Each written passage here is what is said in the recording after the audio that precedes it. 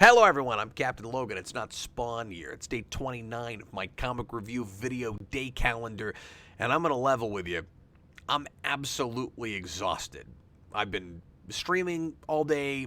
I've been exercising quite a bit today, and I'm drained, but I am going to get behind if I don't shoot a comic review, so I've got to get one made. So I picked something kind of softball that would be hopefully easy enough to get through while I'm not sure if I can even string 3 words together. This is what happens when you make a daily series on top of everything else that you're doing. I will make this as fun and interesting as humanly possible, but I picked something kind of easy to talk about that will at least be fun for you guys to look at even if I'm not making any kind of sense. This is the Powerpuff Girls number 23.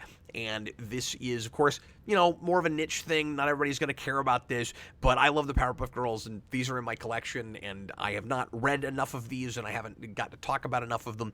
This was sent to me by a viewer a lot of years ago, the entire series, which was super cool of them, and I don't have his name in front of me. I don't remember who sent these. If you are still a viewer and you're still watching, please put your take credit for this in the comments. It's one of the coolest things that anybody ever did for me on the channel, and I have always really appreciated and loved that I own this whole series now, thanks to one of our viewers. Anyway, my experience with these has been really positive so far. I've reviewed a few of these. I was going to go through the whole thing since somebody sent them all to me, and there just wasn't enough interest in it, so I quit doing that.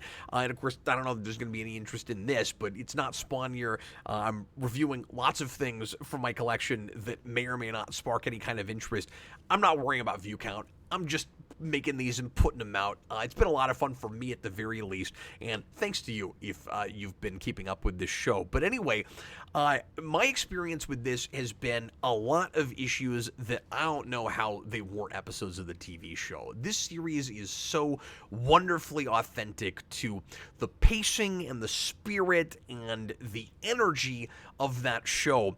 The art is always on point. The writing very often feels just exactly like it does in that show, and I have to remind myself that I'm still reading a comic book. This is a case, unlike the Space Ghost comic that I reviewed toward the beginning of the year, really does translate wonderfully to the page, and the voices jump out, and the kinetic pacing between panels really makes you feel like you're actually watching the cartoon. All the sound effects just come through, and I'm very easily translating the comic to the screen in my brain. This is no exception, and this is much or more than any of these that I've read feels like it should have been adapted to an episode of the TV show.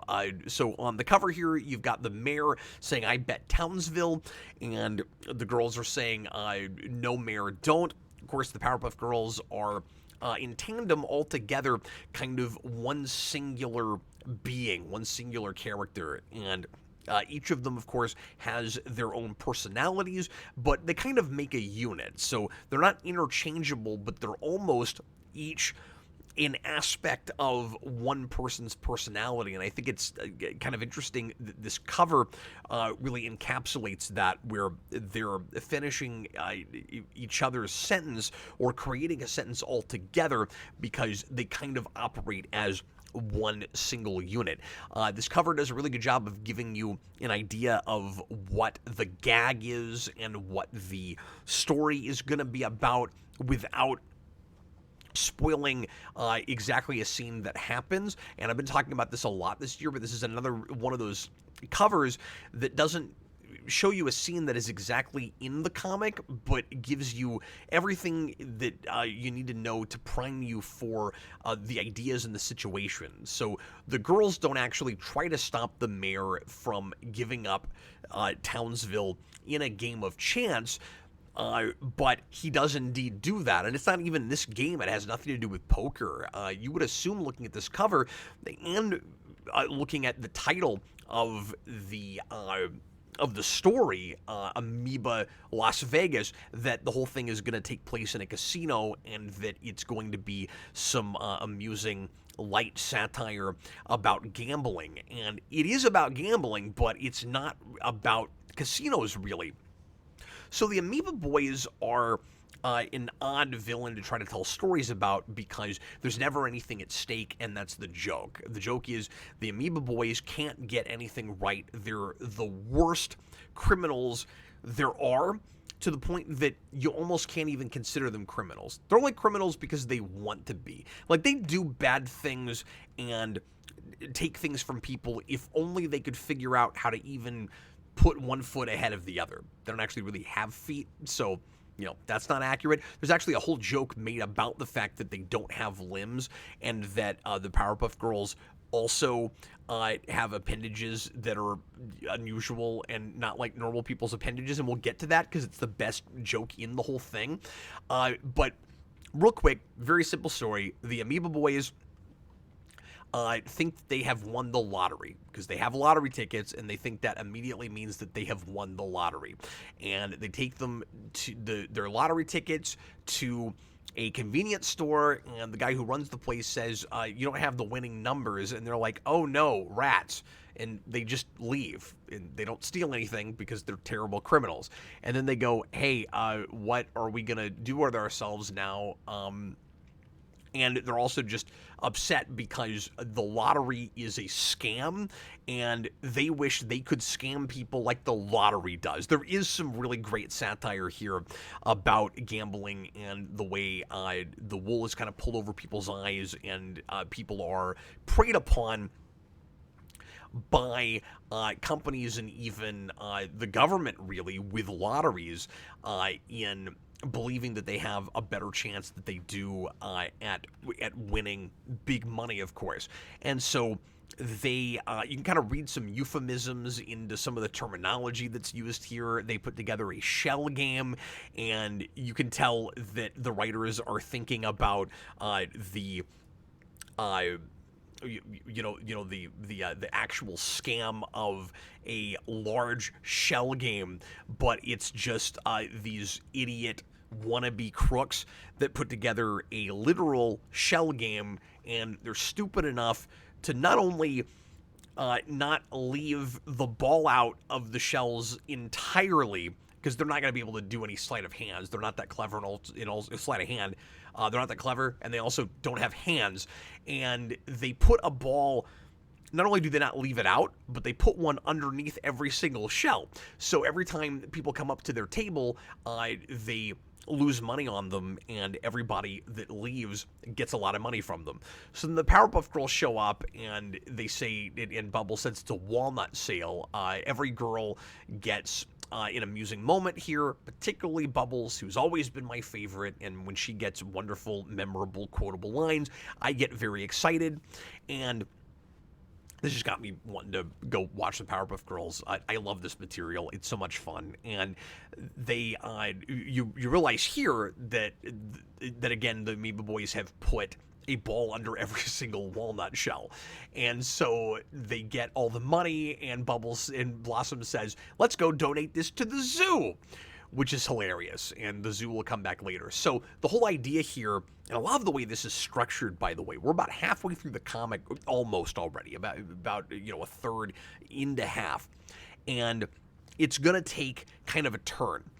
Which is the basic structure of your typical Powerpuff Girls episode, where it's on its way. You've got a premise that's set up, and then there is a little bit of a twist or a hook in the middle that will transition us into the rest of the story and the climax. And so the hook here is the Amoeba Boys aren't just trying to con people and failing at it, because you couldn't get a whole episode, you couldn't get a whole story out of that. So the real premise is, how could the Amoeba Boys actually succeed at anything? Well, someone would have to be dumber than them that would be hoodwinked by their non-scam. And that person is, of course, the mayor. How in the world did we not do this in this show? Of course. The Amoeba Boys and the mayor are equally stupid. Maybe the mayor is even a little bit dumber than they are. That's great. He shows up and repeats the line that Bubbles has, a walnut sale.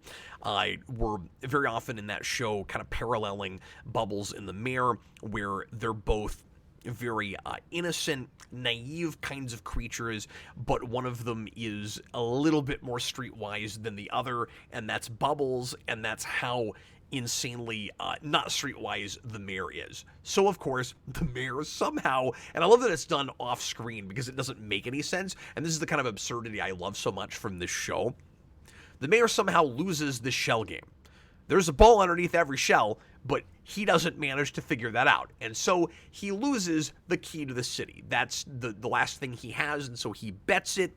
And this is another absurd thing that Powerpuff Girls likes to do, where we oversimplify things all the way down to, if you have the key to the city, that makes you the mayor. And it reminds me of the big 10th anniversary special that's the proper last episode of Powerpuff Girls, where there's a key to the world, and if you have that, you rule the whole world. But I think the whole key to the city thing has been done before. I think there's an episode with Princess that deals with that, where she becomes the mayor and you have a literal key to the city. I think I'm remembering that correctly. Maybe not. It's been a while.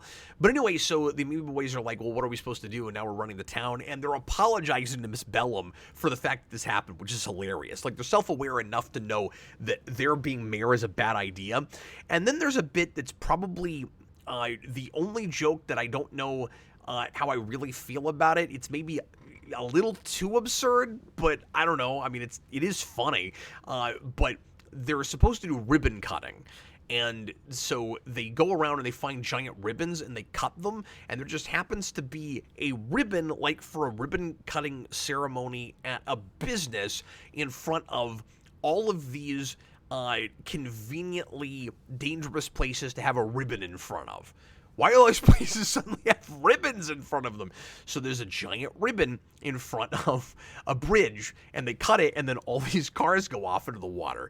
And then they do it in front of the zoo, so now the zoos come back. Blossom just donated a bunch of money, and now all the animals are going to escape. Some really fun callbacks and setup and payoff that you don't expect. It's wonderfully difficult to call. And then the penitentiary, they say, and this monster cage, so that we can end this with the Powerpuff Girls fighting a giant monster, which is kind of a typical Powerpuff Girls formula thing, but I love that we're kind of making fun of that a little bit, where there's got to be a giant monster at the end, and so we contrive that in a real tongue-in-cheek kind of way. And then the Powerpuff Girls in a fun action sequence, which once again is real cinematic. It's the camera angles are exactly what they would be in the show. That bit when the mayor is revealed, that's just the way he would be revealed, with that weird camera angle where he's taking up the whole frame and we're looking at it from underneath. It's just the way that Craig McCracken or one of his staff would storyboard that. It's fantastic. Let me stop for a second, by the way, and mention that this is drawn by Philip Moy, who did a lot of this book and a lot of covers for Powerpuff Girls. He did the movie adaptation, I think, and I know he did the cover for that, but I think he probably did interiors too, and he that's the only signature that I've got from Philip Moy. I met him at a convention, and he signed my copy of the Powerpuff Girls movie adaptation, and he's a real nice guy. I've talked to him a couple of times, and the Powerpuff Girls tattoo that I have, I don't know if I can get it on camera. Some of you guys have seen this, but I'll try to. I should have taken a picture of it before, and I didn't think to do that. But anyway, he didn't, of course, tattoo it on me, but he drew the picture that from a con of some 20 years ago now, around when this book was coming out, that I did get tattooed on my leg, and I sent him over Facebook a picture of it, and he was, I think, flattered. But anyway, just real quick, I'll get this up here. But there is, here, I'll put this on a different scene. There it is. There's my Bubbles Mojo Jojo. Drawn by, I'm having a hard time getting on there, but anyway, drawn by Philip Moy, and I love his artwork. Again, it's just really, really authentic to this material, and he could have worked on that show. So there's this fun bit where Blossom is using a tetherball against Crooks, but anyway, then they've got to fight the giant monster, and at the end, the way that they wrestle the key to the city away from the Amoeba Boys is exactly what you would expect. This is the most unpredictable part of the book, but the way it's handled is not predictable, and it's hilarious, and it utilizes one of my favorite gags in Powerpuff Girls, which is the fact that the Powerpuff Girls don't have any digits, but they can hold things with their hands anyway. Things just kind of levitate next to them when they're putting their hands up against something or close to something. So they have to win the key back in a game of chance. And why do the Amoeba Boys agree to wager the key to the city? Because they're idiots. Because Bubbles is charming and fun and says, "Hey, let's play a game. We're gonna play rock paper scissors." It did not occur to me how funny the Powerpuff Girls trying to play rock paper scissors is inherently. I never thought of this. It's wonderful, and it's almost as good as the episode where they switch bodies with people, and Bubbles, or who is it, Buttercup, winds up with the professor, and she says, "Hey, Professor, your hand doesn't work," because she's not used to using fingers. And anyway, they have no reason to wager this. It's like, what would we get out of it? So if we lose, the Powerpuff Girls get the key to the city back, and they can give it back to the mayor. And if they win, they get to keep being the mayor. But they're already the mayor, so there's no reason for them to agree to this. But I'm not criticizing it. It's the Amoeba Boys. That's the stupid, dumb thing that they would do. So then they play rock, paper, scissors. And the Amoeba Boys end up with scissors just because one of them spits up scissors. And I'm not totally sure why that happens. But that's a joke that they do with them a lot in the show, where they're spitting stuff up. The Amoeba Boys have never been, by the way, my favorite Powerpuff Girls villain, but this is probably, weirdly, it being in a comic book, my favorite episode now, or I should say story, with them, and this should have been an episode. It's absolutely good enough to be one. So they play rock, paper, scissors, and Buttercup goes, "Bubbles, you got rock." And she's like, "Oh, I did?" Because whatever a Powerpuff Girl would try to get would look exactly the same. It's just a stub. There's no fingers. So, yeah, it looks more like rock than anything, but, like, this could be rock, this could be paper. I mean, it's not going to look like scissors, but you can't make your digits do anything. So that whole thing is hilarious. And then the mayor is homeless and begging for change, and then the Powerpuff Girls bring him the key, and the day is saved. The end. These things are so tightly put together. It feels like, again, exactly the way that show is paced, and it feels like the length of an episode. Like, this is short enough. In 22 pages, it could be a 10-minute cartoon, and then there's another one linked to it. Most Powerpuff Girls episodes have 2 cartoons, and you just flip to the next issue and read the next one, and it would feel like, if it's as good as this anyway, and paced the right way, that you had 2 cartoons in one episode. And I've made this point before with Powerpuff Girls, but it's kind of weird to me that Craig McCracken was feeling burnout toward the end of Powerpuff Girls' run, and decided it was still really successful. Cartoon Network wanted him to make a 7th season, and he said, "No, I'm burnout. We don't want to just keep making the show to make it. I don't have any ideas left." And other people did. I'm not saying that if he didn't want to keep doing it, he shouldn't have quit, because that's totally understandable.